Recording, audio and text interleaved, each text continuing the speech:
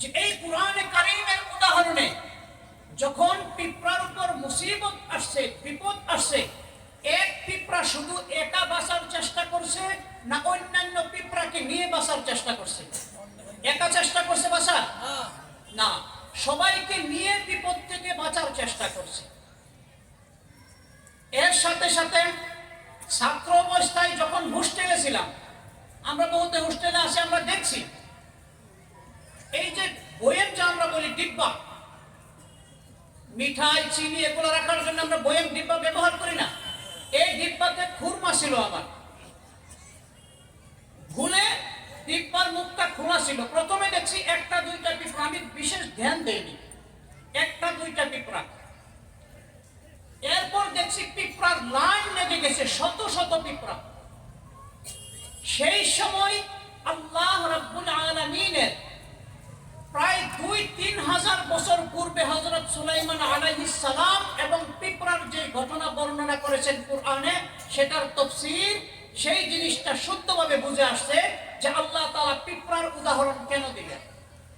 যে এই পিঁপড়া যখন দেখছে যে মাত্র একটা দুইটা পিঁপড়া এই মিঠা বস্তু পাইছে, খাদ্য বস্তু পাইছে, এক দুই পিঁপড়া একা খায়নি, এই দুই পিঁপড়া গিয়ে তাদের কওমকে, তাদের জাতিকে, তাদের ভাই বেরাদরকে, আত্মীয় স্বজন সবাইকে খবর দিয়েছে।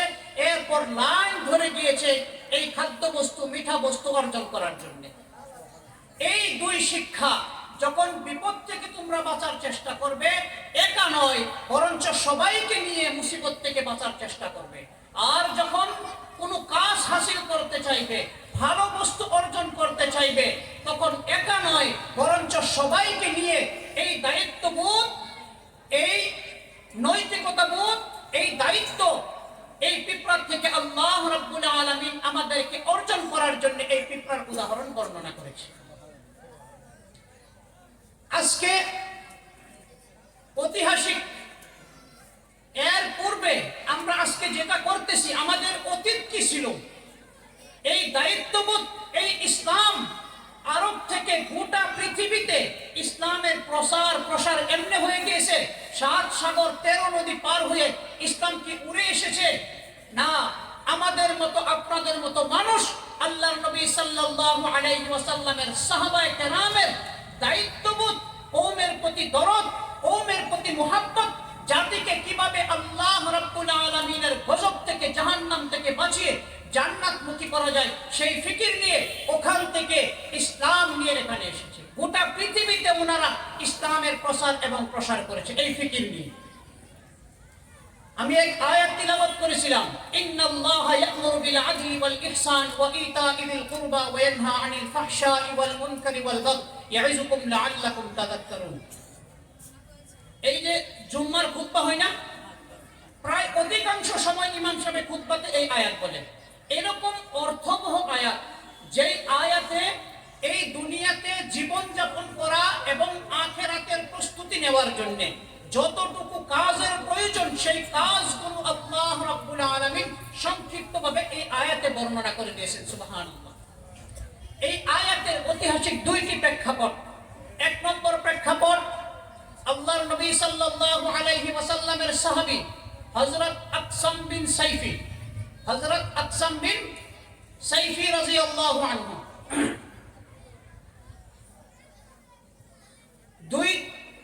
উনার সম্প্রদায়কে নিয়ে মশওয়ারা করলেন যে মদিনাতে একজন নবী আসছে, আমি ওই নবীর সঙ্গে সাক্ষাৎ করতে যাইব।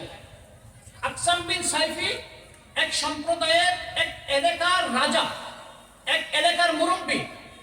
উনার আন্ডারে শত শত হাজার হাজার মানুষ, উনার মাতাহত, উনার অধীনস্থ। যখন উনি সবাইকে ডেকে মশওয়ারা করলেন যে আমি মদিনাতে এই নবীর সাক্ষাৎ করতে যাইতে চাইতেছি আমি, তখন সবাই মশওয়ারা দিলেন। হযরত আকসাম তখন মুসলমান হননি। সবাই মশওয়ারা দিলেন যে আপনি মদিনাতে যাবেন না, কারণ আপনি যদি এখন মদিনাতে যান, সেই মদিনাতে মুসলমানের চিরশত্রু ইহুদিগণ 24 ঘন্টা মুসলমানকে নুকসান করার জন্য, ক্ষতি করার জন্য তারা চেষ্টা করে। আপনি ওখানে যাবেন না, মদিনার অবস্থা এখনো ভালো হয়নি। অধিকাংশ মানুষ অমুসলিম, অধিকাংশ মানুষ ইসলামের শত্রু হয়ে বসে আছে। তখন সবাই মশওয়ারা দিলেন যে আপনি কাজ করেন, হযরত আকসাম আপনি কাজ করেন, আপনি দুই ব্যক্তিকে মদিনাতে পাঠান, দুইজন ব্যক্তি মদিনাতে পাঠান, তারা খবর নিয়ে আসবে, মদিনা সার্ভে করবে, সার্ভে করার পরে সেখান থেকে রিপোর্ট আসবে, রিপোর্ট মোতাবেক আপনি পরবর্তী স্টেপ, পরবর্তী সিদ্ধান্ত আপনি নেবেন। দুই ব্যক্তিকে পাঠানো হলো, হুজুর সাল্লাল্লাহু আলাইহি ওয়াসাল্লামের সঙ্গে সাক্ষাৎ হলো। সাক্ষাৎ হওয়ার পরে এই দুইজন ব্যক্তি আল্লাহর নবীকে প্রথম জিজ্ঞাসা করছে, মান আনতা, আপনি কে? দ্বিতীয় প্রশ্ন, মা আনতা, আপনি কি? দুইটা প্রশ্ন, আপনি কে, আপনি কি? আল্লাহর নবী বলেছেন, আমি মুহাম্মদ ইবনে আব্দুল্লাহ, আমার নাম মুহাম্মদ আর আমার বাবার নাম আব্দুল্লাহ। আল্লাহর নবীর পরিচয় সংক্ষিপ্তভাবে আল্লাহর নবী দিয়েছেন। দুই নম্বর প্রশ্নের জবাব উনি দিয়েছেন যে আমি আল্লাহর নবী, আমার উপর আল্লাহ রাব্বুল আলামিনের তরফ থেকে ওহী নাযিল হয়, কুরআন নাযিল হয়। এই কথা কোয়ার পর এই আয়াত তিলাওয়াত করলেন, ইন্নাল্লাহা ইয়া'মুরু বিল আদল, নিশ্চয় আল্লাহ রাব্বুল আলামিন আমাদিগকে ইনসাফ করার জন্য, ন্যায় বিচার করার জন্য হুকুম করেছে। ইন্নাল্লাহা ইয়া'মুরু বিল আদলি ওয়াল ইহসান, এবং উপকার করার জন্য, আর আরেকটা অর্থ হলো নেক কাজ করার জন্য। ওয়া ইয়ানহা আনিল ফাহশা, অশ্লীলতা থেকে বিরত থাকার হুকুম দিয়েছে। ওয়াল মুনকার, এবং যাবতীয় প্রকারের মন্দ কাজ হতে বিরত থাকার হুকুম দিয়েছে। ওয়াল বাগি, এবং সীমা লঙ্ঘন করা, যে কোনো কাজে সীমা থেকে বেশি পার হয়ে যাওয়া থেকে নিষেধ করেছে। ওয়া ইতাইযিল কুরবা, এবং আত্মীয় স্বজন, আত্মীয়তার বন্ধন রক্ষা করতে বলেছেন। এর সাথে সাথে আত্মীয়দেরকে যদি কিছু বস্তু হাদিয়া, উপঢৌকন দেওয়ার প্রয়োজন হয়, সেগুলি দেওয়ার হুকুম করেছে। যখন এই দুই ব্যক্তি এটা শুনলেন, শোনার পর আল্লাহর নবীর কাছ থেকে বিদায় নিয়ে উনাদের এরিয়াতে হযরত আকসামের কাছে গিয়ে এই রিপোর্ট পেশ করলেন যে আমরা জিজ্ঞাসা করেছি আর আল্লাহর নবী এই উত্তর দিয়েছে আর এই আয়াত করেছে আমাদের সম্মুখে। হযরত আকসাম কোনো জবাব দিলেন না। 24 ঘন্টা সময় নিয়েছেন। 24 ঘন্টা সময় নেওয়ার পর পরের দিন সবাইকে ডেকেছে, হাজার হাজার মানুষ সমবেত হয়েছে। সবাইকে ডাকার পর এই হাদিসের ঘটনা বুখারী শরীফে, তিরমিজি শরীফে, বড় বড় কিতাবে বর্ণিত আছে। সবাইকে ডাকার পর যখন উপস্থিত হয়েছে, সবাইকে বলেছে যে এই নবী, যেই নবীর খবর নেওয়ার জন্য আমি দুই ব্যক্তিকে পাঠিয়েছিলাম, তারা এই রিপোর্ট আনছে এবং এই আয়াত আমাদের সম্মুখে তিলাওয়াত করেছে। হযরত আকসাম তাদেরকে সম্বোধন করে বললেন যে আমার মনে হয় এর থেকে কোনো ভালো কথা আর হতে পারে না, আর এরকম কোনো ভালো কাজ, ভালো হুকুম আল্লাহ তাআলা বাকি রাখেনি যেটা এই আয়াতের মধ্যে নেই। আমি আপনাদেরকে মশওয়ারা দেই যে আপনারা সবাই এই নবীর উপর ঈমান এনে ইসলাম কবুল করে নেন। আর উনি দাওয়াত দেওয়ার সঙ্গে সঙ্গে হাজার হাজার মানুষ উনার সঙ্গে একত্রে ইসলাম কবুল করে ইসলামের ছায়াতলে আশ্রয় নিয়েছেন। সুবহানাল্লাহ। এই কওমের প্রতি দায়বদ্ধতা, বলুন তো কতজন মানুষের দরকার হয়েছে? এক ব্যক্তি দাঁড়িয়ে গিয়েছে, এক ব্যক্তির জন্য গোটা কওম, গোটা সম্প্রদায়ের জীবন ধারণের পদ্ধতি পরিবর্তন হয়ে গেছে। এই কওমের প্রতি দায়বদ্ধতার শিক্ষা আল্লাহ রাব্বুল আলামিন আমাদেরকে দিয়েছে। দ্বিতীয় ঘটনা, হযরত উসমান বিন মাযউন রাদিয়াল্লাহু আনহু 14 নম্বর মুসলমান, ইসলাম কবুল করেছে 14 নম্বরে। হযরত উসমান বিন মাযউন রাদিয়াল্লাহু আনহু আল্লাহর নবীর বন্ধু ছিলেন। আল্লাহর নবী যখন ইসলাম প্রচার করা শুরু করলেন, বন্ধুত্ব কমে গেল, দুইজন দুই দিকে চলে গেল। একদিন হযরত উসমানকে ডাকলেন, উসমান তুমি তো আমার বন্ধু ছিলে, এখন তো আমার কাছে আসো না তুমি। অল্প আলোচনা করলো। আলোচনা করার পর আল্লাহর নবী সাল্লাল্লাহু আলাইহি ওয়াসাল্লাম হযরত উসমানের সম্মুখে এই আয়াত তিলাওয়াত করলেন। আর সঙ্গে সঙ্গে এই আয়াত শুনে হযরত উসমান বুঝে গেলেন এটা কোনো মানুষের কথা হতে পারে না, এটা আল্লাহ রাব্বুল আলামিন ব্যতীত অন্য কেউর কথা না। সঙ্গে সঙ্গে হযরত উসমান বিন মাযউন কলিমা পড়ে মুসলমান হয়ে গেলেন। এই যে দায়বদ্ধতা, এই দায়বদ্ধতার শিক্ষা ইসলাম আমাদেরকে দেয়। এই দায়বদ্ধতা পালন করার জন্য যদি আমাদের রাস্তায় কোনো বাধা আসে, কোনো বিপদ আসে, সাহাবায়ে কেরাম রিজওয়ানুল্লাহি আলাইহিম আজমাইন সেই বিপদের মোকাবেলা কিভাবে করেছেন? আল্লাহর নবী সাল্লাল্লাহু আলাইহি ওয়াসাল্লামের সাহাবী হযরত আব্দুল্লাহ রাদিয়াল্লাহু আনহু, যিনাকে আল্লাহ রাসূল সাল্লাল্লাহু আলাইহি ওয়াসাল্লাম জুলবাজাদাইন উপাধির দ্বারা বিভূষিত করেছেন। জুলবাজাদাইন মানে হলো দুই মোটা চাদরের মালিক। নবাবজাদা ছিলেন, ধনী লোকের সন্তান ছিলেন। বাবা মৃত্যুর পর তার পরওয়ারিশের প্রাণ প্রতিপালনের দায়িত্ব, তার লালন পালনের দায়িত্ব তার চাচার কাঁধে এসে পড়লো। যখন ইসলাম কবুল করে নিলেন, আল্লাহর রাসূল সাল্লাল্লাহু আলাইহি ওয়াসাল্লামের দাওয়াত কবুল করে নিলেন, ওনার উপর একের পর এক মুসিবত ওনার উপর আসা শুরু হয়ে গেল। সেই মুসিবতের উপর সবর করলেন। তার চাচা তাকে ভাবুকি দিলেন, ধমকি দিলেন, থ্রেট দিলেন যে তুমি যদি ইসলাম ত্যাগ না করো, তুমি যদি ইসলাম না ছাড়ো, যত সম্পত্তি তোমাকে দেওয়া হয়েছিল তোমার বাবার মাধ্যমে উত্তরাধিকারী সূত্রে যত সম্পত্তি তুমি পেয়েছিলে, সমস্ত সম্পত্তি তোমার থেকে ছিনিয়ে নিয়ে তোমাকে ঘর থেকে বের করে দেওয়া হবে। হযরত আব্দুল্লাহ জুলবাজাদাইন রাদিয়াল্লাহু আনহু বলেন, পুরা দুনিয়ার বিনিময়ে আপনি যা কিছু করেন, আমাকে মারেন কাটেন, যেই কলিমা আমি আমার বুকে ধারণ করেছি সেই কলিমা আমি কখনো ছাড়তে পারবো না। সেই নবীর মুহাব্বত, সেই আল্লাহ রাব্বুল আলামিনের মুহাব্বত আমি কখনো ছাড়তে পারবো না। হযরত আব্দুল্লাহ রাদিয়াল্লাহু আনহুর সমস্ত মাল তার চাচা ছিনিয়ে নিল। এর সাথে সাথে শরীরে অত সুন্দর কাপড় ছিল, সেই কাপড় খুলে উলঙ্গ করে দিয়েছে। এরপর উলঙ্গ অবস্থায় হযরত আব্দুল্লাহ জুলবাজাদাইন রাদিয়াল্লাহু আনহু উনার মায়ের সম্মুখে গিয়ে এরকম ভাবে হাত ধরে লজ্জাস্থান ঢেকে উনার মাকে বললেন, আম্মা জান, দুই টুকরা কাপড় তুমি আমাকে দেও যাতে আমি লজ্জাস্থানকে আবৃত করতে পারি। ওনার আম্মা জান দুই টুকরা মোটা চাদর ওনাকে দিলেন, এক টুকরা লুঙ্গির মতো বেঁধে আর এক টুকরা চাদরের মতো গায়ে দিয়ে বাড়ি থেকে আল্লাহ এবং আল্লাহর নবীর মুহাব্বতে বেরিয়ে গেলেন। যখন মদিনা উপস্থিত হলেন, আল্লাহর রাসূল সাল্লাল্লাহু আলাইহি ওয়াসাল্লাম সাহাবায়ে কেরাম রিজওয়ানুল্লাহি আলাইহিম আজমাইনকে বললেন, আমার মেহবুব উম্মত, আমার প্রিয় উম্মত, আমার খাতিরে, আমার দ্বীনের খাতিরে নিজের সমস্ত অর্থ সম্পদ, নিজের আত্মীয় স্বজন সবাইকে ছেড়ে দিয়ে এসেছে, তার জন্য জাদা করে দেও। যখন হযরত আব্দুল্লাহ রাদিয়াল্লাহু আনহু তিলাওয়াত করতেন, উচ্চ স্বরে মসজিদে তিলাওয়াত করতেন, সাহাবায়ে কেরাম আল্লাহর নবীর কাছে শিকায়াত করলেন, অভিযোগ করলেন, হে আল্লাহর রাসূল, এই আব্দুল্লাহ যখন তিলাওয়াত করে, খুব উচ্চ স্বরে তিলাওয়াত করে, আমাদের ডিস্টার্ব হয়।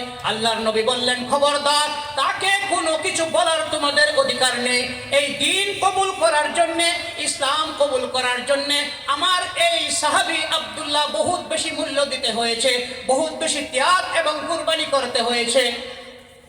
আল্লাহর নবী সাল্লাল্লাহু আলাইহি ওয়াসাল্লাম সেই দিন হযরত আব্দুল্লাহ রাদিয়াল্লাহু আনহুকে জুলবাজাদাইন উপাধি দিয়ে বিভূষিত করলেন। জুলবাজাদাইন মানে হলো দুই মোটা চাদরের মালিক। তাবুকের যুদ্ধে যুবক অবস্থায় তাবুকের যুদ্ধ থেকে ফেরার সময় হযরত আব্দুল্লাহ জুলবাজাদাইন রাদিয়াল্লাহু আনহুর ইন্তেকাল হয়ে গেল। আল্লাহর নবী সাল্লাল্লাহু আলাইহি ওয়াসাল্লামকে খবর দেওয়া হলো। আল্লাহর নবী সাল্লাল্লাহু আলাইহি ওয়াসাল্লাম চোখের পানি ছেড়ে দিয়ে হযরত আব্দুল্লাহকে নিজে হাতে আব্দুল্লাহর লাশ কবরে শোয়ালেন। শোয়ার পরে আল্লাহর কাছে দোয়া করলেন, আল্লাহুম্মা ইন্নী ক্বাদ রাযিতু আনহু ফারজান, হে আল্লাহ, আমি আমার প্রিয় সাহাবী আব্দুল্লাহর উপর আমি রাজি, তুমি আল্লাহ আমার আব্দুল্লাহর উপর রাজি হয়ে যাও। হযরত আবু হুরায়রা রাদিয়াল্লাহু আনহু বললেন, হায় আফসোস, এই আব্দুল্লাহর জায়গা যদি এই লাশটা আজকে আমার হতো তাহলে আবু হুরায়রার জীবন ধন্য হয়ে যেত। এই ছিল সাহাবায়ে কেরামের ত্যাগ। শুধু এইটুকু মানার জন্য, ওমা নাকামু মিনহুম ইল্লা আইয়ুমিনু বিল্লাহিল আজিজিল হামিদ, এই ইসলাম কবুল করা তাদেরকে অপরাধ বলে ধরা হতো। এই ইসলাম কবুল করার জন্য তাদেরকে অমানসিক নির্যাতন করা হতো। হযরত খাব্বাব রাদিয়াল্লাহু আনহু, তিরমিজি শরীফ এবং বুখারী শরীফের হাদিস, হযরত খাব্বাব আর অন্যান্য কিতাবে মুসনাদ আহমদে বর্ণিত হয়েছে। হযরত খাব্বাব, যখন হযরত খাব্বাবকে শুলিতে দেওয়া হলো, আবু সুফিয়ান তখন মুসলমান হননি। শুলিতে দেওয়া অবস্থায় পাথর মেরে তিনার সমস্ত শরীর রক্তাক্ত করে দেওয়া হলো, লহুলুহান করে দেওয়া হলো। এই অবস্থাতে শুধু ঠোঁট দুটি নাড়ছে, ঠোঁট দুটি এরকম ভাবে লড়ছে আর আল্লাহ আল্লাহ করছে। এই অবস্থাতে এক অফার পেশ করলো যে হ্যাঁ খাব্বাব, তুমি যদি এই কথা বলো, তুমি কি রাজি আছো যে তোমার জায়গায় এই জায়গায় আজকে মুহাম্মদকে, তোমার নবীকে ফাঁসি দেওয়া হোক, তুমি কি এই কথা বলতে পারবে? হযরত খাব্বাব বলেছে আমাকে টুকরা টুকরা করে দেও, আরো মারো আমাকে, আমি বরদাস্ত করব, কিন্তু আমার নবীর উপর এক কাঁটা বিঁধবে, এক কাঁটার আঁচ লাগবে, সেটা আমি কখনো বরদাস্ত করব না। হযরত খাব্বাব রাদিয়াল্লাহু আনহু এরকম কষ্ট করতে করতে দুনিয়া থেকে বিদায় হয়ে গেছে। হযরত আম্মার বিন ইয়াসির রাদিয়াল্লাহু আনহু, হযরত সুমাইয়া, নাম শুনছি আমরা হযরত সুমাইয়া, ইসলামের প্রথম শহীদ মহিলা। হযরত সুমাইয়াকে ইসলাম কবুল করার জন্য আবু জেহেল আর অন্যান্য কাফিররা মিলে শহীদ করে দিয়েছে।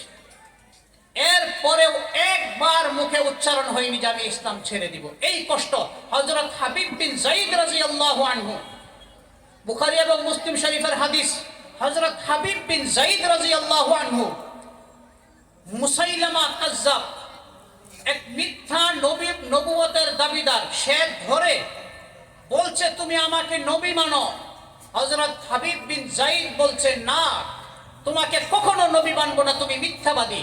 এক আঙ্গুল কেটে দিয়েছে। এরপরে আবার জিজ্ঞেস করেছে বলো আমাকে নবী মানো, বলছে না, তোমাকে নবী মানা যেতে পারে না, তুমি মিথ্যাবাদী, আরেক আঙ্গুল কেটে দিয়েছে।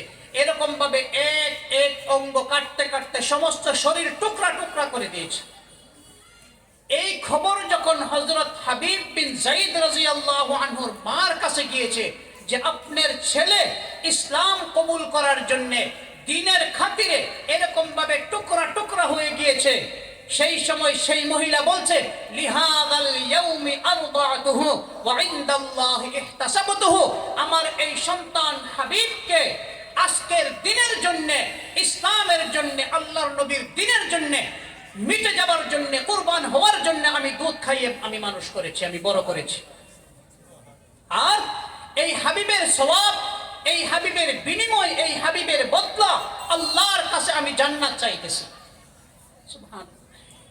এই যে ত্যাগ, এই কুরবানি, এই কওমের প্রতি দায়বদ্ধতা, এই দায়বদ্ধতার বিনিময় আজকে 1400 বছর থেকে নিয়ে এখন পর্যন্ত ইসলাম বরাবর হিসাবে আমাদের মাঝে বজায় রয়েছে। এত সোজাভাবে ইসলাম আসছে।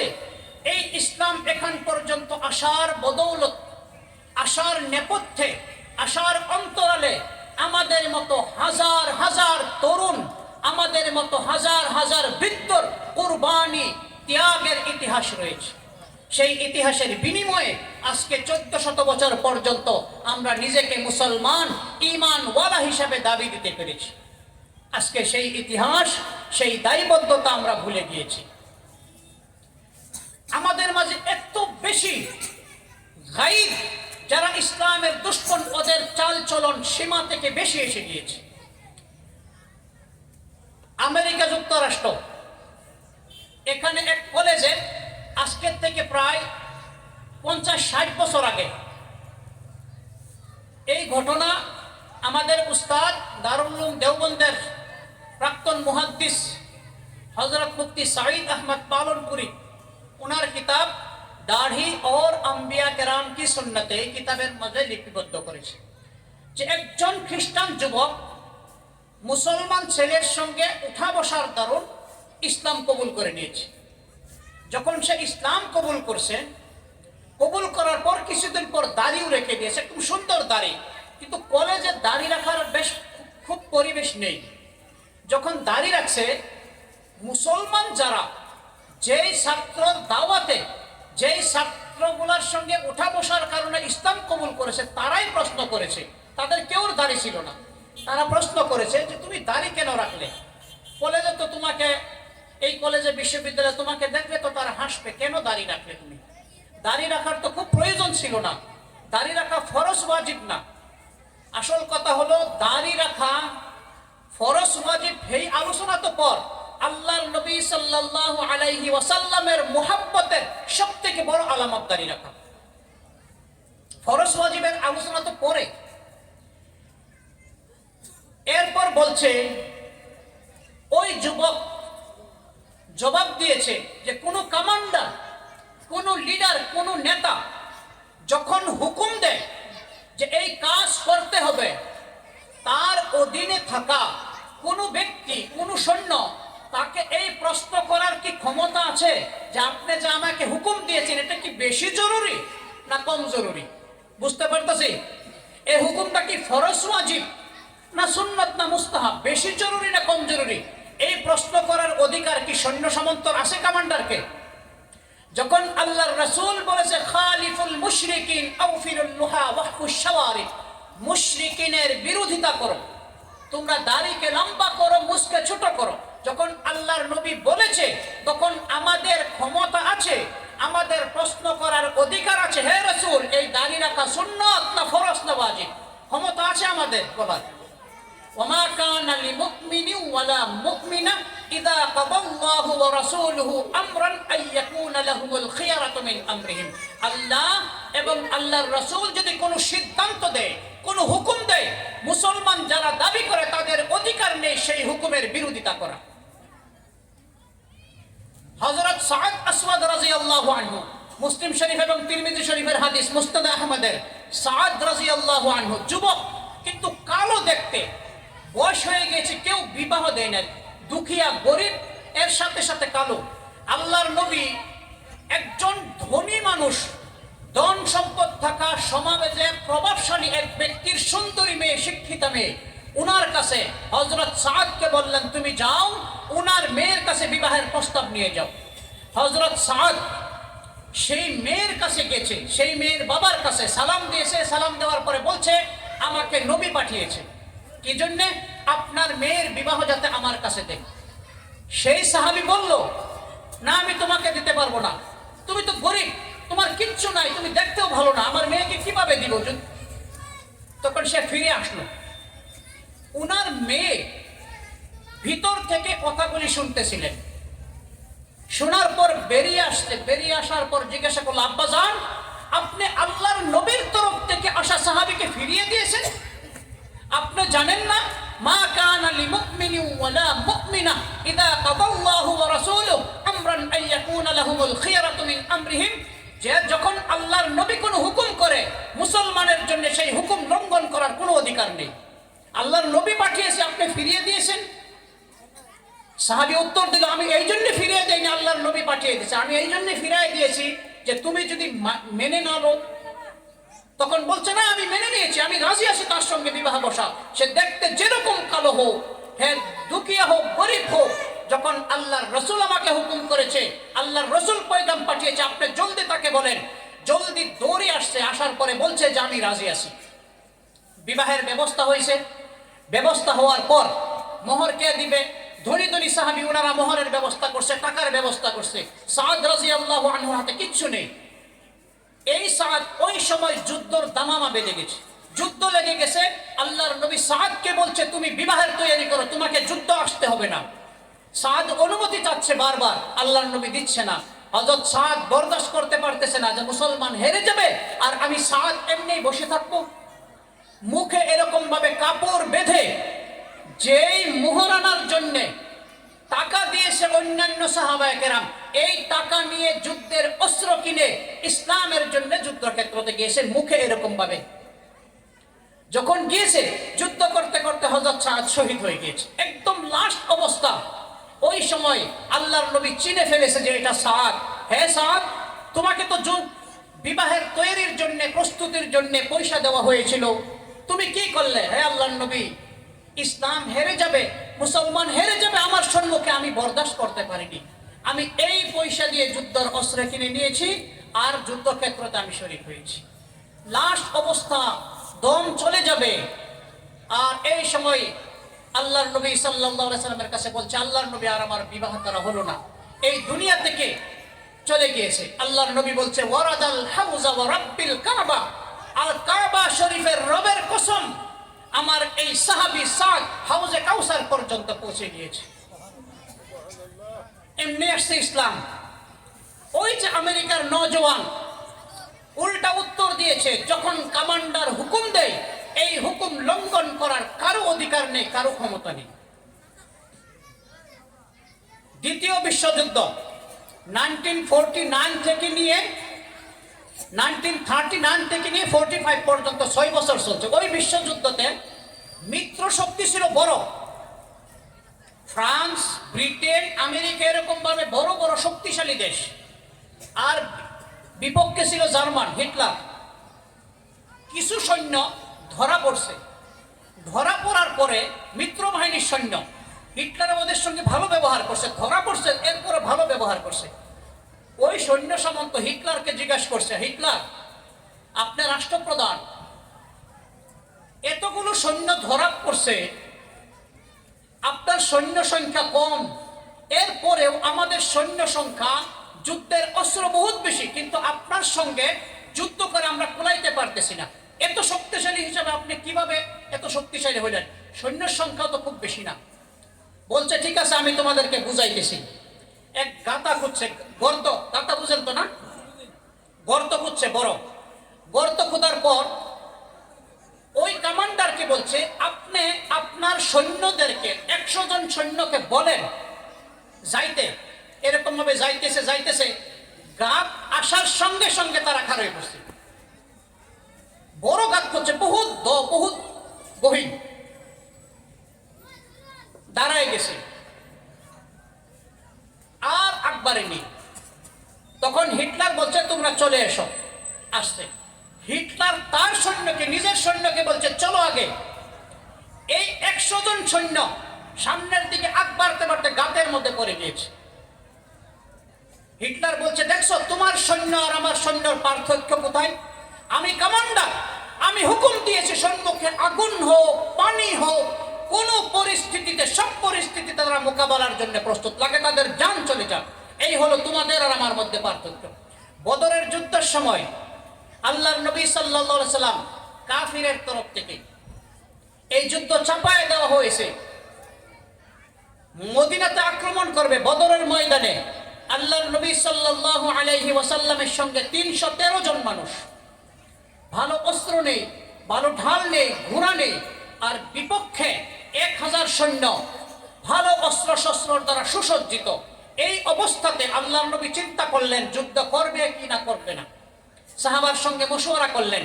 আল্লাহর নবীর সঙ্গে যিনারা মক্কা থেকে মদিনা গিয়েছেন, মুহাজির সাহাবী, ওনারা মশওয়ারা দিলেন যে আমরা যুদ্ধ করব, আমরা নিজেকে বাঁচানোর জন্য, আত্মরক্ষার জন্য এই যুদ্ধ আমাদের করতে হবে। তখন আল্লাহর নবী কোনো সিদ্ধান্ত নিলেন না, ফয়সালা করলেন না, সময় যাইতেছে, ফয়সালা করলেন না।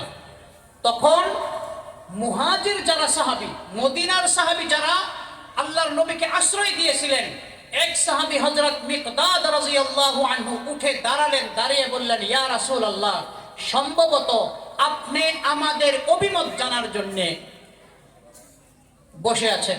আল্লাহর নবী বলছে হ্যাঁ। হে আল্লাহর নবী, আপনি জেনে রাখুন আমরা মূসা আলাইহিস সালামের উম্মত নই।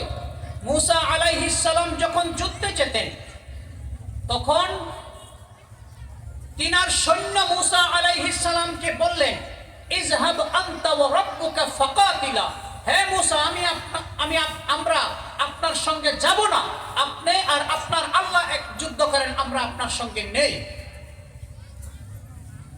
আমরা আপনার উম্মত।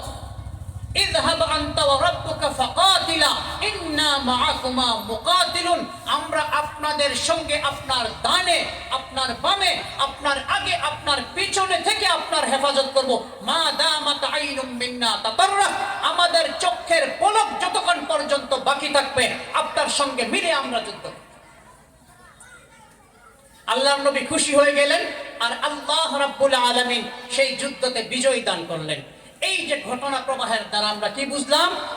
যে ইসলামের প্রতি, কওমের প্রতি যেই দায়বদ্ধতা, দায়িত্ববোধ, সেই দায়িত্ববোধ কওমের কামিয়াবির জন্য, সেই দায়িত্ববোধ আমাদের মাঝে জাগ্রত হতে হবে। সেই দায়িত্ব যখন আমরা পালন করব, যদি কোনো মুসিবত আসে, কোনো বিপদ আসে, সেই বিপদ আমরা জান প্রাণ দিয়ে হলেও সেই বিপদের মোকাবেলা করব। সেই দায়বদ্ধতা, সেই শিক্ষা আমাদেরকে দিয়েছে। কথা কি বোঝা হইতেছে? ভাষা বুঝতে অসুবিধা হইতেছে কিছু? 2 নম্বর ফেজ, 2 নম্বর স্টেজ যেটা আলোচনা করব ইনশাআল্লাহ, এটা হলো আমরা কি করতেছি বর্তমান। আল্লাহ তাআলা পবিত্র কোরআনে ওয়াদা করেছেন, আল্লাযীনা আমানু মিনকুম ওয়া আমিলুস সালিহাত লা ইস্তাখলিফান্নাহুম ফিল আরদ,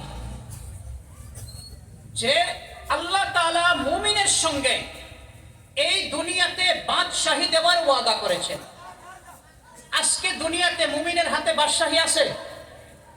সবথেকে বেশি লাঞ্ছিত, বঞ্চিত, অবহেলিত মুসলমান জাতি। যে কোনো জায়গাতে অপমানিত হচ্ছে, মার খাচ্ছে। কেন? আমাদের দোয়া কি কম হইতেছে? 12 তাসবিহ হইতেছে, কোরআন তেলাওয়াত, নামাজ, রোজা, কুনুতে নাজিলা, কিছু কাজে আসতেছে। আমরা দোয়া করে ইরাককে বাঁচাইতে পারছি, আমরা দোয়া করে গাজাকে, ফিলিস্তিনকে বাঁচাইতে পারছি। দোয়া কবুল হয়েছে? আমরা দোয়া কবুল হয়নি। কারণ কি?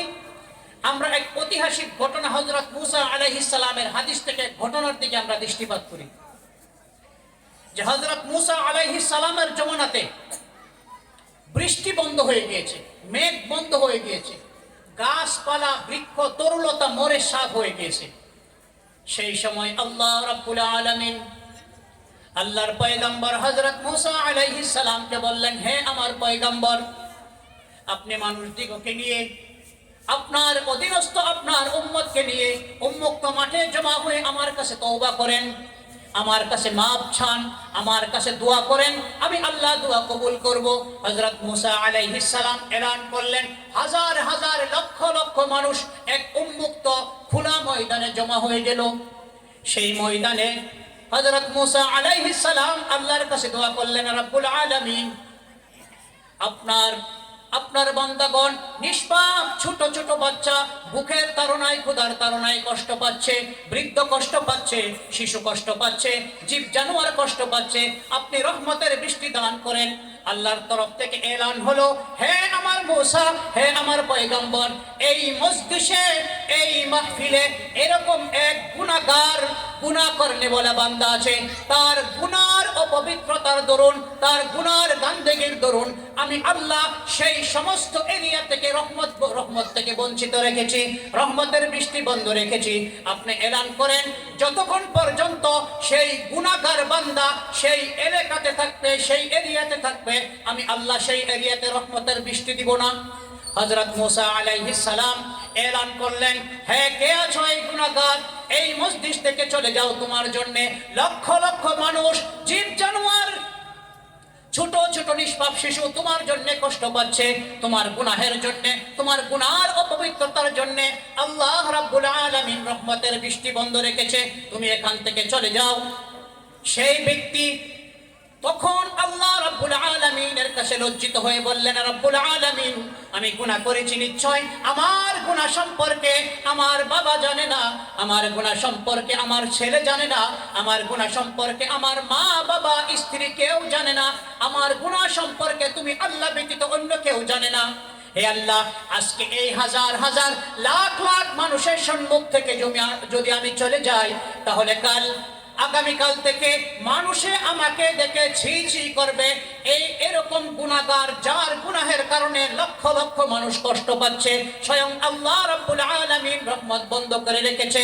রাব্বুল আলামিন, আজকে আমি স্বচ্ছ অন্তরে তোমার কাছে লজ্জিত হয়ে তওবা করলাম, যতদিন আমি বেঁচে থাকবো কখনো গুনাহের কাজ করব না। সঙ্গে সঙ্গে এরকম মুষলধার মেঘ নামা, বৃষ্টি নামা শুরু হলো, ময়দান ভরে গেল মেঘে। আল্লাহর পয়গম্বর হযরত মূসা আলাইহিস সালাম তাজ্জুব হয়ে গেলেন, রব্বুল আলামিন, আপনি আমার সঙ্গে বলেছিলেন এই মজলিসে গুনাহগার রহিয়াছে, এই মজলিসে পাপী রহিয়াছে, সেই পাপীর, সেই গুনাহগারের গুনাহের গন্ধকি এবং অপবিত্রতার জন্য আপনি রহমত বন্ধ রেখেছেন, বৃষ্টি বন্ধ রেখেছেন। এই মজলিস থেকে কোনো মানুষকে আমি উঠে যেতে দেখি নাই। আল্লাহ, আপনি কিভাবে বৃষ্টি দান করলেন? আল্লাহর তরফ থেকে ওহী আসলো, হে আমার পয়গম্বর মূসা, এই মজলিসে এই পাপী ব্যক্তি, এই গুনাহগার ব্যক্তি এরকম তওবা করেছে, এরকম আমার কাছে লজ্জিত হয়েছে, অনুনয় বিনয় করে তওবা করেছে, আমি আল্লাহ তার তওবা কবুল করে, তার তওবার খাতিরে, তার তওবাতে খুশি হয়ে আমি আল্লাহ তার খাতিরে আমি এই অঞ্চলে বৃষ্টি দান করেছি। সুবহানাল্লাহ। আমরা কি বুঝলাম? গুনাহগার থাকা অবস্থা আল্লাহর রহমত আসছে। আমরা যে দোয়া করি রহমত কেন আসে না? আমাদের অবস্থার পরিবর্তন কেন হয় না? কেন হয় না? এরকম কোন গুনাহ বাকি আছে যেটা আমরা করতেছি না? সুদ, মদ, জুয়া, ব্যভিচার, জিনা, কোন গুনাহ বাকি আছে যেটা আমরা করি না? মাদক, কোনটি গুনাহ বাকি আছে? অতটুক গুনাহ থাকা অবস্থা আমরা যখন দোয়া করব কবুল হবে। আল্লাহর পয়গম্বরের দোয়া আল্লাহ পাকে রদ করে দিয়েছে। আমরা কোথায়? পয়গম্বরের দোয়া আল্লাহ বলছে গুনাহগার, গুনার গন্দেগি, গুনার বীজাণু থাকা অবস্থায় আমি আল্লাহ দোয়া কবুল করব না, তওবা করে এরপর দোয়া কবুল করব। আমরা দেখি যে কোন গুনাহের কারণে আমাদের অবস্থার পরিবর্তন হচ্ছে না। এক নম্বর, বেনামাজি। দেখা যায় নামাজে বস্তিতে মানুষ হাজার হাজার, মসজিদে এক কাতার হয় না। ইয়াউমা ইউকশাফু আন সাকি ওয়া ইউদআউনা ইলা সুজুদি ওয়া হুম সালিমুন ইলা সুজুদি ফালা ইস্তাতিউন খাশিআতান আবসারুহুম তারহাকুহুম যিল্লা যালিকাল ইয়াউমুল লাযী কানু ইউআদুন।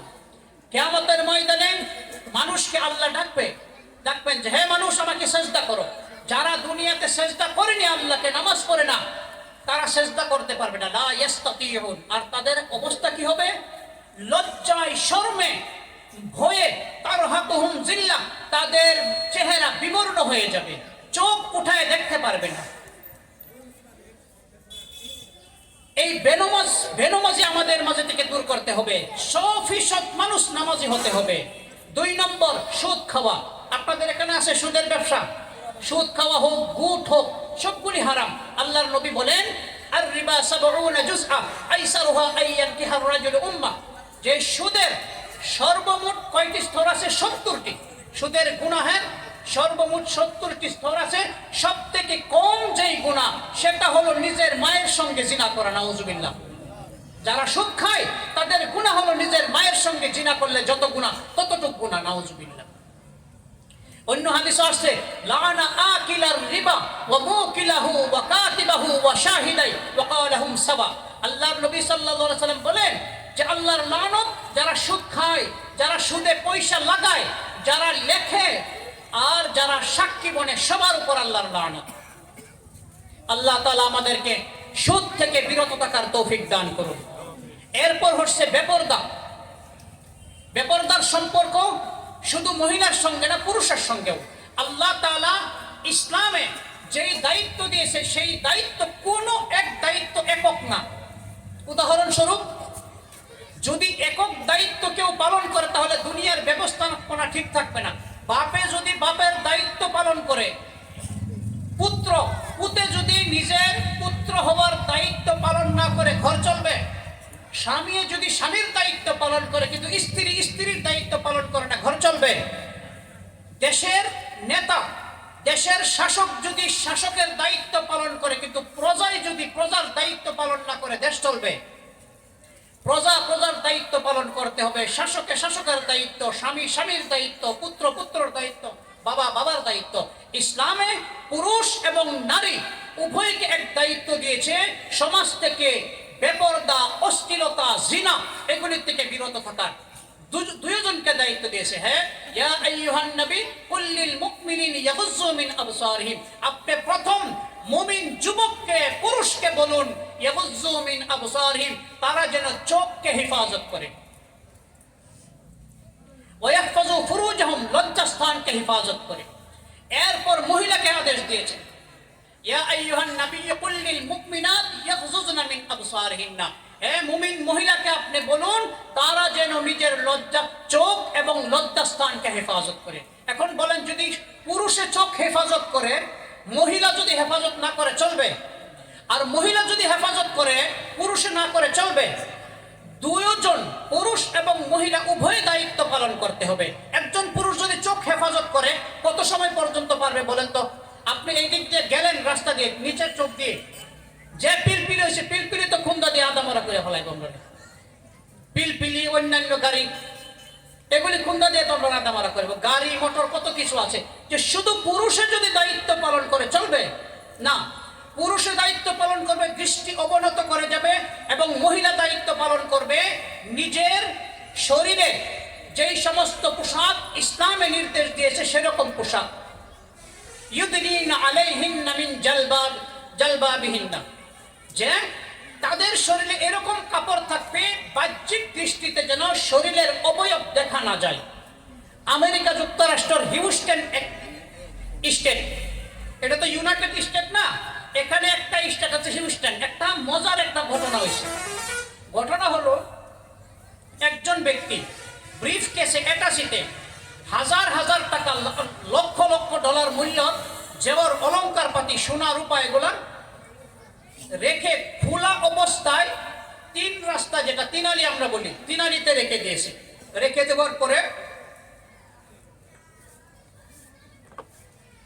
দেওয়ার পরে সে বেলকনিতে গিয়ে ধ্যান করতেছে যে কি হয়। ওখান থেকে ধ্যান করছে, একটু পরে এক ব্যক্তি আসছে গাড়ি নিয়ে, এদিকে এদিকে দেখছে, দেখার পরে দেখছে যে হাজার হাজার টাকা, লাখ লাখ ডলার মূল্যের সম্পত্তি যেমন খোলাভাবে পড়ে আছে, সঙ্গে সঙ্গে উঠাইয়া নিয়ে গেছে। ওই ব্যক্তি বেলকনি থেকে, ঘরের সিঁড়ি থেকে নোট করছে গাড়ির নম্বর, পরবর্তী থানাতে ইনফর্ম করছে। ইনফর্ম করার পর পুলিশে ধরছে, ধরার পর দুজনকে আদালতে ডাকছে। আদালতের রায় কি হলো? আদালতের রায় হলো, যেই ব্যক্তি মূল্যবান ধন সম্পত্তি, যেগুলি প্রোটেকশনের দরকার ছিল, হেফাজতের দরকার ছিল, এগুলি হেফাজত না করে উন্মুক্ত এবং খোলা অবস্থায় রাস্তাতে ফেলে রেখেছে, তাকে 6 মাসের জেল প্লাস মেন্টাল ট্রিটমেন্ট, মাথার চিকিৎসা করার জন্য দিয়েছে। আর যে এই জিনিসটি উঠায় নিছে, তাকে এই সম্পত্তির আধা তারে দিয়ে দিছে, আর বাকি আধা তাকে বলছে তুমি যদি ইচ্ছা করো কোনো গরিব দুঃখিয়া বা কোনো চ্যারিটেবল ট্রাস্টে তুমি দিয়ে দিতে পারো। এই ফয়সালা কেন করলো? দোষী কাকে বানানো হয়েছে?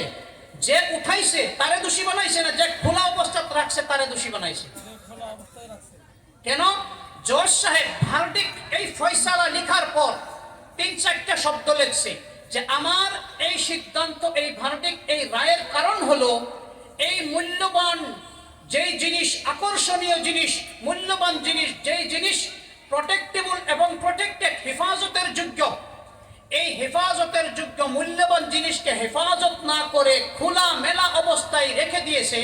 এই মূল্যবান জিনিসের প্রতি মানুষের আকর্ষণ যাওয়াটা স্বাভাবিক। সুতরাং যে খোলা মেলা রেখেছে সে দোষী, সেই জন্য তার জেল হবে। আর যে এটাকে উঠায় নিয়েছে সে দোষী না, কারণ এই মূল্যবান জিনিসের দিকে মানুষের মন আকর্ষণ হওয়া স্বাভাবিক।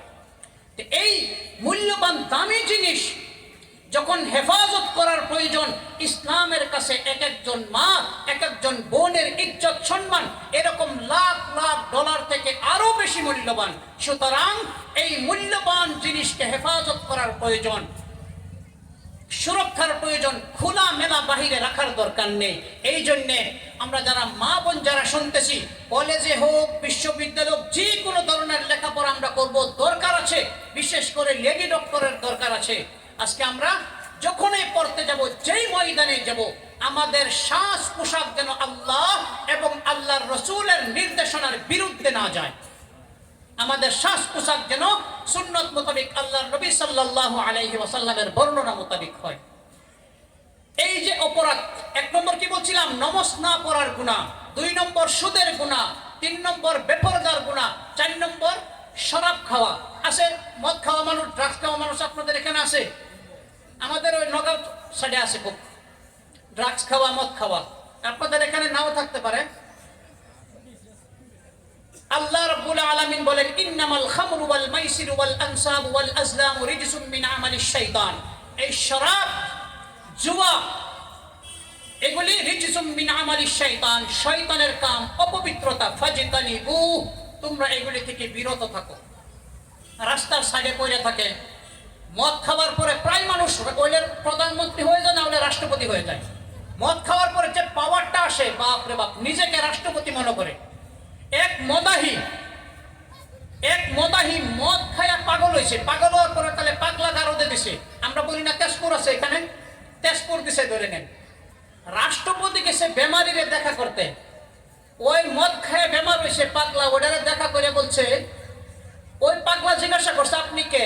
রাষ্ট্রপতি বলছে, অরিজিনাল রাষ্ট্রপতি না, মানে এক দেশের রাষ্ট্রপতি ধরেন, রাষ্ট্রপতি বলছে আমি রাষ্ট্রপতি। পাগলা বলছে এই জায়গা আসার আগে আমিও রাষ্ট্রপতি আছিলাম, যখন মদ খাইতাম, বড় রাষ্ট্রপতি রাষ্ট্রপতি আছিলাম, কোন সময় প্রধানমন্ত্রী হয়ে যায়। যে এই রাষ্ট্রপতি যখন মদ খায় তখন রাষ্ট্রপতি, আর যখন নিশা লাগে তখন রাস্তার কুকুরের থেকে অদম হয়ে যায়। কই পড়ে থাকে বলেন তো? যে কোনো মদাহী নিশা করনেওয়ালার বাড়ির ইজ্জত দেয়, আপনি ভালো করে সার্ভে করেন, ইজ্জত নাই বাড়িতে। না দুনিয়াতে ইজ্জত আছে, না আখিরাতে তার ইজ্জত আছে। দুনিয়াতেও বেইজ্জত, আখিরাতেও বেইজ্জত। আল্লাহ লানত করেন, লানাল্লাহুল খামরা ওয়া শারিবাহা ওয়া বাকিয়াহা ওয়া মুবতাআহা ওয়া আসিরাহা ওয়া মু'তাসিরাহা ওয়া হামিলাহা ওয়াল মাহমুদাতা ইলাই। যারা মদ খায়, যারা মদ বানায়, যারা মদ বেচে, যাদের কাছে বেচে, যারা মদ পরিবেশন করে, সবার উপর আল্লাহ তাআলা লানত। যে আমাদের মধ্যে যদি তারা কেউ যদি মদ হোক, ড্রাগস হোক, যে কোনো ধরনের মাদক দ্রব্যে আসক্ত, আল্লাহকে ওয়াস্তে আমরা তওবা করি, এগুলো থেকে বিরত থাকার চেষ্টা করি। আরেক গুনাহ হলো ঘুষ খাওয়া। ঘুষ খাওয়া বিশেষ করে আমরা যারা শিক্ষিত সমাজ, তারা এটার মধ্যে বেশি মুক্তালা, এটার মধ্যে লিপ্ত বেশি, ঘুষের মাঝে। কারণ সমাজের বড় বড় কাজের দায়িত্ব তো তাদের হাতেই থাকে। এক ব্যক্তি চাকরির জন্য গেছে অফিসারের কাছে, সব আলোচনা হয়েছে, আলোচনা করার পর অফিসার বলছে ঠিক আছে চাকরিটা আমি আপনাকে দিব, কিন্তু 2 লাখ টাকা দিতে হবে চা খাওয়ার জন্য। কত টাকা চাইছে? 2 লাখ টাকা চা খাওয়ার জন্য। ওই ব্যক্তি বাইরে বলতেছে আল্লাহ বাঁচাইছে আমার আজকা, যে 2 লাখ টাকা চাইছে চা খাওয়ার জন্য। যদি বিরিয়ানি খাবার পয়সা আমার কাছে চাইতো 4 বিঘা মাটি বেসন লাগতো। ঘুষ খাওয়া, একজন মানুষ 80,000 90,000 টাকা বেতন পায়, ওই মানুষের ঠেলাওয়ালা রিক্সাওয়ালার কাছে যখন ঘুষ চায়, বুঝতে হবে তার ভিতর থেকে মানবতা মরে গিয়েছে। আচ্ছা, মানুষের গুনাহ কি লিখে করে, কি জন্য করে গুনাহ? যার ভিতর আল্লাহর ভয় আছে সে গুনাহ করবে। ইয়াউমা ইদিন তুহাদ্দিসু আখবারাহা, কিয়ামতের ময়দানে এই জমিনের উপর যে যা কিছু করবে এই জমিনে খবর দিয়ে দিবে। এই যে সিসিটিভি আল্লাহ তাআলা ফিট করে রাখছে, সব কিছু খবর আল্লাহর কাছে জমিন বলে দিবে। আপনি বলেন কোন অফিসার সিসিটিভির নিচে ঘুষ লয়? কোন অফিসার কইল লেট্রিনে, পেশাবের লেট্রিনে, পায়খানার লেট্রিনে, জঙ্গলে এভাবে দিব। কিছু পুলিশ আছে মুসাফা করে, দেখছেন? ট্রাক ড্রাইভারের লোকে যে মুসাফা করে, দেখছেন? এটা কি অরিজিনাল মুসাফা? নকলি মুসাফা? মুসাফা করে এখানে পড়ে। এই যে ঘুষ, এই ঘুষটা সবসময় মানুষের ছুপায় ছুপায় লয়, সিসিটিভির বাহিরে লয়। যদি কোনো কারণ ওই ব্যক্তি জানে যে এই সিসিটিভি আমার দৃশ্য, আমার ঘুষ নেওয়ার যেটা দৃশ্য ছবি এটা ধারণ করতেছে, এটা তার ভিতরে আবদ্ধ করে, এরপর যখন ওপেন করবে তখন বলে দেবে, তখন দেখা যাবে আমি ঘুষ লইছি। একজন মুসলমান যে আল্লাহকে বিশ্বাস করে, যদি আল্লাহর প্রতি ভালোভাবে ঈমান থাকে, এই কথা বিশ্বাস করে যে আমার আল্লাহ, আমি সিসিটিভির সামনে ঘুষ লই, লেট্রিনে ঘুষ লই, জঙ্গলে ঘুষ লই, যে কোনো জায়গাতে ঘুষ লই, বা আমি গলত কাজ করি, শরাব পান করি, জিনা করি, বেনমাজি হই, ব্যভিচার করি, মানুষকে গালি দেই, কষ্ট দেই, যেই ধরনের অপরাধ আমি করি, সমস্ত অপরাধ আমার আল্লাহ 24 ঘন্টা আমাকে দেখতেছে। যদি একজন মুসলমান বিশ্বাস করে, তাহলে কখনো অপরাধ করবে? আমরা অপরাধ কেন করি? এই জন্য করি আল্লাহর প্রতি আমাদের যে বিশ্বাস, আল্লাহর কুদরত, আল্লাহর মহত্ব, আল্লাহর তাকত, আল্লাহর শক্তি, আল্লাহর পাওয়ারের ইলম জ্ঞান আমাদের নেই, এই জন্য আমরা গুনাহ করি। আজকে যদি আল্লাহর মহত্ব এবং কুদরতের ইয়াকিন থাকতো, আমরা গুনাহ করলাম না। হই মাওলানা তারিক জামিল সাহেব, নাম শুনছি না আমরা? একজন উচ্চপদস্থ পুলিশ অফিসার, যিনি সিভিল ড্রেসে ছিলেন। ওই পুলিশ অফিসারকে নিয়ে এক বড় মিটিংয়ে যাইতেছিলেন। ওই মিটিংয়ে 2টা দরজা। একটা দরজা হলো নরমাল, যেগুলো জেনারেল মানুষ আসার জন্য, আরেকটা দরজা হলো ভিআইপি মানুষ আসার। ওই তারিক জামিল সাহেব ওই পুলিশ অফিসারকে নিয়ে, ওই পুলিশ অফিসার তারিক জামিল সাহেবকে নিয়ে, পুলিশ অফিসারের গায়ে পাঞ্জাবি, টুপি, ওই পুলিশ অফিসার ওই যেটা ভিআইপি দরজা, ওই দরজা দিয়ে যাওয়া শুরু করছে। কারণ ওনার জন্য তো ওই দরজা, ভিআইপি মানুষ, বড় পুলিশ অফিসার। কিন্তু বারবার যে গেটম্যান বারবার বাধা দিচ্ছে যে আপনি এই দরজা দিয়ে যাইতে পারবেন না, ওই দরজা দিয়ে যান আপনি। 3-4 বার বাধা দেওয়ার পর পকেট থেকে আই কার্ড বাহির করছে, বাহির করে দেখাইছে, দেখো আমি কে। সঙ্গে সঙ্গে থতমত খাইছে, এটা দেখি বড় পুলিশ অফিসার, সালাম দিছে, মাফ চাইছে, মাফ চাওয়ার পর ওনাকে ওই দরজা দিয়ে যাইতে দিছে। এই যে প্রথম যে আচরণ করছে তার সঙ্গে কেন করছে?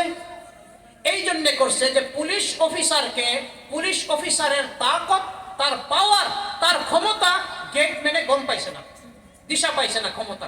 যখন ক্ষমতা দিশা পাইছে সঙ্গে সঙ্গে মাফ চাইছে, সালাম দিছে আর ভিতরে যাইতে দিছে।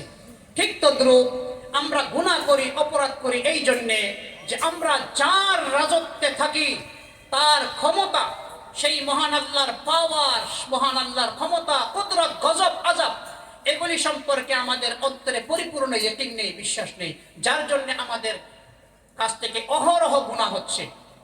আমরা এই গুনাহ থেকে তওবা করব ইনশাআল্লাহ। 3 নম্বর ফেজ। প্রথম ফেজ কি ছিল? আমাদের অবস্থা কিরকম ছিল, কিরকম আমরা করছিলাম আগে সাহাবায়ে কেরাম থেকে এখন পর্যন্ত। 2 নম্বর ফেজ, আমরা কি করতেছি, যেটা আলোচনা করলাম, বিভিন্ন ধরনের অনৈতিক কাজ, অপরাধ প্রবণতা আমাদের মাঝে বৃদ্ধি পাচ্ছে। 3 নম্বর হলো এই জিনিস থেকে, এই ধরনের অপরাধ প্রবণতা থেকে আল্লাহ রাব্বুল আলামিনের কাছে তওবা করতে হবে। কারণ হলো তওবা করে পবিত্র হওয়ার আগ পর্যন্ত 24 ঘন্টা যদি নামাজের মধ্যে আমরা কাঁদি, আল্লাহ দোয়া কবুল করবে না। হযরত মুসার দোয়া কবুল করছিল আল্লাহ? না। যখন গুনাহগারের গুনাহের বীজাণু থাকবে, গন্দেগী, অপবিত্রতা থাকবে, আল্লাহ তাআলা সেই ধরনের মানুষের তওবা আল্লাহ কবুল করবে না। তা আমরা তওবা করব ইনশাআল্লাহ। আল্লাহ বলেন ওয়াতুবু ইলাল্লাহি জামিআন আইয়ুহাল মুমিনুনা লাআল্লাকুম তুফলিহুন। হে মানুষ, তোমরা সবাই মিলে যারা গুনাহ করেছো আমার কাছে তওবা করো, যাতে তোমরা সফল হয়ে যাও। আল্লাহ আরো বলেন যত গুনাহ বেশি করেছো, কিচ্ছু কথা নাই, কোনো কথা নেই, ইয়া ইবাদিয়াল্লাযীনা আসরাফু আলা আনফুসিহিম লা তাকনাতু মির রাহমাতিল্লাহ। হে আমার বান্দাগণ, তোমরা তো আমারই বান্দা, তোমরা যত বেশি গুনাহ করেছো, সীমা থেকে অতিক্রম করে গিয়েছো, লা তাকনাতু মির রাহমাতিল্লাহ। হে আমার বান্দাগণ, তোমরা কতটুকু গুনাহ করেছো, যত গুনাহ তোমরা করেছো, আজকে আমার কাছে তওবা করো। লা তাকনাতু মির রাহমাতিল্লাহ, আমার রহমত থেকে কখনো নিরাশ হয়ো না। দুনিয়ার সমস্ত মানুষ যদি মিলে জিনা করে, ব্যভিচার করে, গুনাহ করে, যত গুনাহ জমিন থেকে নিয়ে আকাশ পর্যন্ত গুনার দ্বারা যদি মানুষ পরিপূর্ণ করে দেয়, আল্লাহ রাব্বুল আলামিন বলেন ওয়াসিআত রাহমাতি কুল্লা শাই। আল্লাহর রহমত আসমান এবং জমিন থেকে আরো বেশি। যত গুনাহ করুক সেই সমস্ত গুনাহ থেকে আল্লাহর রহমত আরো বেশি। আল্লাহ বলেন তোমরা আমার রহমত থেকে কখনো নিরাশ হয়ো না, আমার কাছে তওবা করো। হুজুর সাল্লাল্লাহু আলাইহি ওয়াসাল্লামের জামানাতে তিরমিজি শরীফের হাদিস, এক যুবক আল্লাহর নবী সাল্লাল্লাহু আলাইহি ওয়াসাল্লামের কাছে এসে বললেন, ইয়া রাসূলুল্লাহ, আমি যুবক অবস্থায়, আমি যখন যুবক সেই অবস্থায় আমি কাফনের কাপড় চুরি করতাম। যখন মুর্দা লাশ দাফন করত, সেই কাফনের কাপড় চুরি করে আমি জীবিকা নির্বাহ করতাম। একদিন এরকম হলো, এক যুবতী মহিলা, এক যুবতী মেয়ে মারা গেল। মারা যাওয়ার পর আমি কবর খনন করছি, কবর খুঁজেছি। কবর খোদার পর তার লাশকে কবর থেকে উঠিয়ে তার কাফনের কাপড় আমি খুলে দিয়েছি বেচার জন্য। ঠিক সেই মুহূর্তের মধ্যে আমার মনে, আমার দিলে খারাপ ধারণা, খাহিসাত জাগ্রত হলো। এই সময় আমি তার সঙ্গে, সেই মরা লাশ মহিলার সঙ্গে আমি খারাপ কাম করেছি, গুনাহ করেছি, জিনা করেছি তার সঙ্গে। ইয়া রাসূলুল্লাহ, আমি আপনার সম্মুখে ভুল আমি স্বীকার করতেছি, আমাকে কি আপনি মাফ করবেন? আল্লাহ কি আমাকে মাফ করবে? আল্লাহর রাসূল সাল্লাল্লাহু আলাইহি ওয়াসাল্লাম বলেন, রাগান্বিত হয়ে বললেন, তুমি এখান থেকে চলে যাও, এখান থেকে চলে যাও। সেই যুবক নিরাশ হয়ে চলে গেলেন মদিনার বাহিরে। দিন রাত নিজের কৃতকর্মের উপর, নিজের গুনাহের উপর দিন রাত আল্লাহর কাছে লজ্জিত হয়ে কান্না শুরু করে দিলেন। দিন রাত কান্না শুরু করে দিলেন। একদিন, 2 দিন এরকম ভাবে দিন রাত আল্লাহর কাছে কান্না শুরু করে দিলেন, তওবা শুরু করে দিলেন। আল্লাহ রাব্বুল আলামিন হযরত জিবরাইল আলাইহিস সালামকে রাসূলুল্লাহ সাল্লাল্লাহু আলাইহি ওয়াসাল্লামের কাছে পাঠালেন। হে জিবরাইল, আমার নবীকে জিজ্ঞেস করো, হে নবী, বান্দা আপনি সৃষ্টি করেছেন না আমি আল্লাহ সৃষ্টি করেছি? যখন আল্লাহর নবীকে জিজ্ঞাসা করা হলো, আল্লাহর নবী উত্তর দিলেন না, বান্দাকে আমি নবী সৃষ্টি করে নাই, বরঞ্চ আল্লাহ সৃষ্টি করেছে। দ্বিতীয় প্রশ্ন করা হয়েছে যে বান্দা যদি কোনো গুনাহ করে বান্দাকে আপনি রিজিক দেন না আমি আল্লাহ রিজিক দেই? আল্লাহর নবী বললেন যে আল্লাহ আপনি আল্লাহ রাব্বুল আলামিন রিজিক দেন। তৃতীয় প্রশ্ন করা হয়েছে যে এই বান্দা যখন গুনাহ করে সেই গুনাহের মাগফিরাত করার মালিক আপনি না আমি আল্লাহ? আল্লাহর নবী সাল্লাল্লাহু আলাইহি ওয়াসাল্লাম বলেন যে বান্দা যখন গুনাহ করে সেই গুনাহ maaf করার জিম্মেদার, সেই গুনাহ maaf করার মালিক আল্লাহ। তখন আল্লাহ রাব্বুল আলামিন বলেন, হে নবী আপনি সাক্ষী থাকুন সেই যুবক যে অত ভয়ানক অত বড় গুনাহ করেছে, মুর্দা লাশের সঙ্গে জিনা করেছে, সেই যুবক আমার কাছে এরকম লজ্জিত হয়ে এরকম অনুতপ্ত হয়ে তওবা করেছে, আমি আল্লাহ তার বিগত জীবনের সমস্ত গুনাহ আমি আল্লাহ maaf করে দিয়েছি। অত বড় গুনাহ আল্লাহ তাআলা maaf করছে না নাই? করছে। তিরমিজি শরীফের আরেকটা হাদিস, বনি ইসরাইলের জামানাতে একজন যুবক, আমাদের হুজুর মুখ্য অতিথি এসে গেছে, আমি আর লম্বা করবো না, বাস এইটুকু বলে আমি শেষ করে দিব ইনশাআল্লাহ। একজন যুবক কিফিল নাম, এই কিফিল নামের যুবক প্রত্যেক দিন মহিলাকে ভাড়া করে খারাপ কাজ করত। একদিন এক অসহায়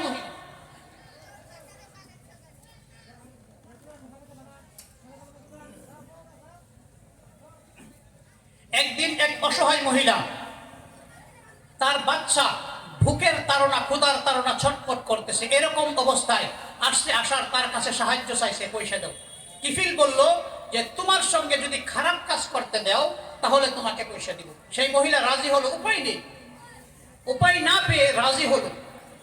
যখন খারাপ কাজ করবে এই সময় মহিলা কাঁপা শুরু করছে, এরকম ভাবে কাঁপা শুরু করছে। কিফিল বলছে তোমার সঙ্গে তো আমি জবরদস্তি করি নাই, কেন এরকম করছো? সেই মহিলা বলছে যে আমি কোনোদিন, আমি ভালো খানদানের মেয়ে, আমি কোনোদিন গুনাহের কাজ করিনি, জিনা করিনি আমি কোনোদিন। আজকে আমার বাচ্চা ক্ষুধার তাড়নায় ছটফট করতেছে, আমি সহ্য করতে না পেরে এসেছি। সঙ্গে সঙ্গে কিফিলের অন্তরে আল্লাহর ভয় জাগ্রত হলো, পিছিয়ে এসেছে। পিছিয়ে আসার পর বলছে যে তোমাকে সাক্ষী রেখে বললাম যে আজকে থেকে আমি আর কখনো গুনাহের কাজ করব না। এই যে পয়সা, যেই টাকা তোমার জন্য দেওয়ার কথা ছিল আমি তোমাকে এমনি হাদিয়া করে দিলাম, তুমি সাক্ষী থাকো আমি আল্লাহর কাছে তওবা করেছি। এই মহিলার সম্মুখে কিফিলের অন্তরে আল্লাহর ভয় জাগ্রত হলো, তওবা করল। আল্লাহর কুদরত, ওই রাতে কিফিল মারা গেল।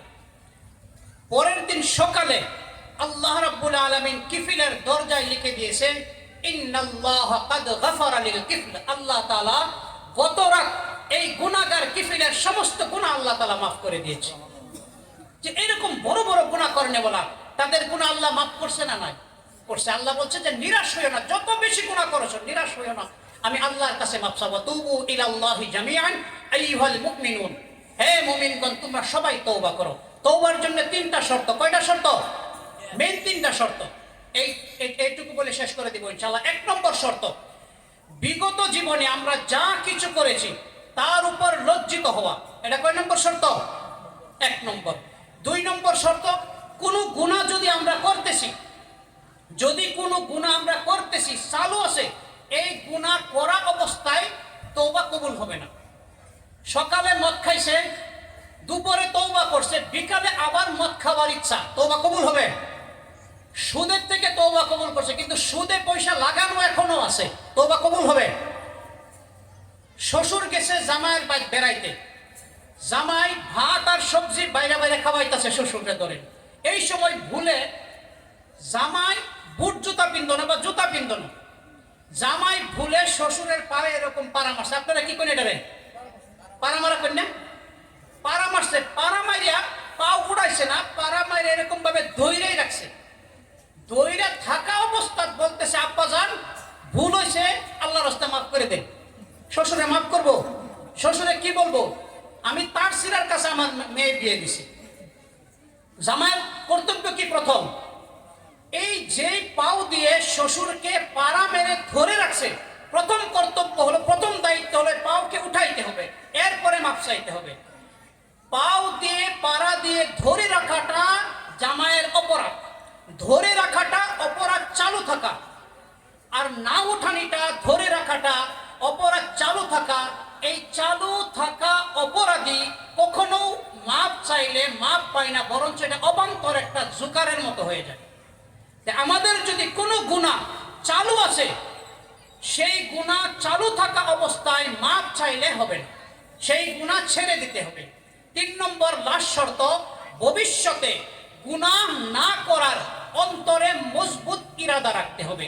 যখন এই 3 শর্ত পাওয়া যাবে, আল্লাহ রাব্বুল আলামিন কোরআনে বলেন, ইল্লা মান তাবা ওয়া আমানা ওয়া আমিলা আমালান সালিহা, যারা তওবা করে বিগত জীবনের গুনার উপর এবং ভালো কাজ শুরু করে দেয়, ফাউলাইকা ইউবাদদিলুল্লাহু সাইয়্যাতিহিম হাসানাত, তাদের বিগত জীবনের সমস্ত গুনাহ আমি মাফ করে দেই। শুধু তাই নয়, বিগত জীবনের যত গুনাহ করেছে সেই গুনাহকে আমি নেকির দ্বারা পরিবর্তন করে দিই। সুবহানাল্লাহ। আমরা সবাই তওবা করব ইনশাআল্লাহ। আল্লাহ রাব্বুল আলামিন আমাদের সবাইকে তওবাতুন নাসুহা অর্থাৎ ভালো সচ্চা দিলে তওবা করার তৌফিক দান করুন। আমার আলোচনার সারাংশ হলো, প্রথম আলোচনা যে আমরা কি ছিলাম, আমরা কিরকম কাজ আগে করছিলাম, আমাদের পূর্বজ, আমাদের সাহাবায়ে কেরাম, আমাদের বুজুর্গানে দিন কিরকম কাজ করে গিয়েছে। দ্বিতীয় অংশ হলো বর্তমান আমরা কি করতেছি, কি দায়িত্ব ছিল, আমরা কি করতেছি। তৃতীয় অংশ হলো আমাদের ভবিষ্যৎ জীবন কিরকম ভাবে করতে হবে। এই 3টা অংশ আল্লাহ রাব্বুল আলামিন আমাদেরকে বলা থেকে বেশি আমল করার জন্য তৌফিক দান করুন, এবং যাবতীয় প্রকারের মন্দ কাজ হতে বিরত থেকে আল্লাহ এবং আল্লাহর রাসূল সাল্লাল্লাহু আলাইহি ওয়াসাল্লামের নির্দেশিত পথে আমল করার জন্য তৌফিক দান করুন। ওয়া আখির দাওয়ানা আনিল হামদুলিল্লাহি রাব্বিল আলামিন। আসসালামু আলাইকুম ওয়া রাহমাতুল্লাহি ওয়া বারাকাতুহু। মাশাআল্লাহ, জাযাকাল্লাহ। হযরত মাওলানা মুফতি সাদিকুর রহমান সাহেব কাসেমি, ওনাকে অনেক অনেক ধন্যবাদ। জাযাকাল্লাহু খাইর। ওনার হায়াত আল্লাহ বাড়িয়ে দিক, আল্লাহ ওনাকে দিয়ে অনেক বড় কাজ নিক, দিনের দায়ী হিসাবে ওনাকে কবুল করুক আল্লাহ রাব্বুল আলামিন। ওনার দ্বারা অনেক বড় বড় কাজ নিতেছেন। হাদিসের কিতাব পড়ান দারুল উলুম নগাঁও মাদ্রাসায়, তাফসীরের ক্লাস করেন, অনেক বড় মানের শিক্ষক। তো ওনাকে পেয়ে আমরা অনেক আনন্দিত, অনেক সুখী। ওনার যেগুলা কথা, যেগুলা পয়েন্ট উনি বলেছেন, অনেক দামি দামি কথা বলেছেন, সেগুলোর উপরে আমরা ইনশাআল্লাহ আমল করার চেষ্টা করব। এখন আমরা আমাদের সম্মুখে আমাদের মুখ্য অতিথি এসে গেছেন, যেনার অপেক্ষায় আমরা এতক্ষণ এখানে আসি, অপেক্ষা করতেছি। তো ওনাকে স্টেজে ডাকার পূর্বে আমি আমাদের মাদ্রাসা